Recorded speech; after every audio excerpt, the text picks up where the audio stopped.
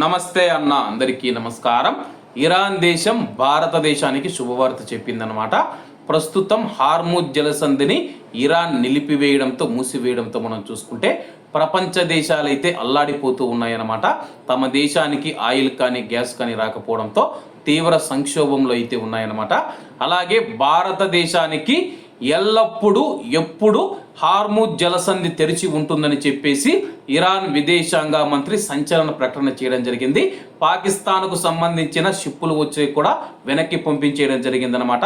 పాకిస్తాన్కు సంబంధించిన షిప్పులు 2 వస్తే వాటిని మా అనుమతి లేకుండా మీరు హార్ముజ్ జలసంధిని దాటలేరని చెప్పేసి ఇరాన్ అధికారులు చెప్పడంతో ఆ షిప్పులు వెనక్కి వెళ్ళిపోవడం జరిగింది.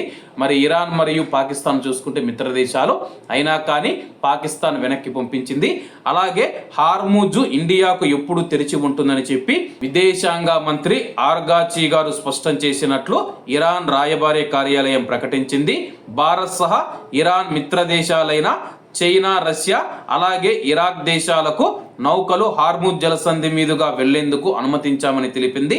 హార్ముజ్ వెంటనే ఓపెన్ చేయకపోతే తీవ్ర సంక్షోభం తప్పదని చెప్పేసి UN secretary general Antonio Guterres ఆందోళన వ్యక్తం చేసిన నేపథ్యంలో ఇరాన్ ఈ ప్రకటన చేసింది. అమెరికా మరియు ఇజ్రాయెల్కు మద్దతు ఇస్తూ ఉన్న దేశాలు ఏవైతే ఉన్నాయో వాటికి అనుమతించమని చెప్పేసి కేవలం మాకు మిత్ర దేశాలైన మాకు అనుకూలంగా ఉన్న దేశాలకు మాత్రమే ఈ యొక్క నౌకలను అనుమతిస్తామని చెప్పి ఇరాన్ ప్రకటించింది.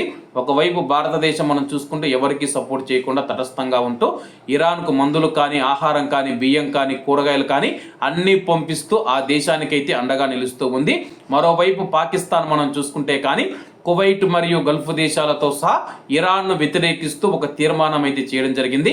ఆ తీర్మానంలో పాకిస్తాన్ కూడా సంతకం చేయడంతో పాకిస్తాన్ నౌకల అనుమతికి నిరాకరిస్తూ ఉన్నట్లు తెలుస్తూ ఉంది. కాబట్టి అందరూ బాగుండాలి, అందులో మనం ఉండాలి. అందరికీ నమస్తే అన్న, జై హింద్.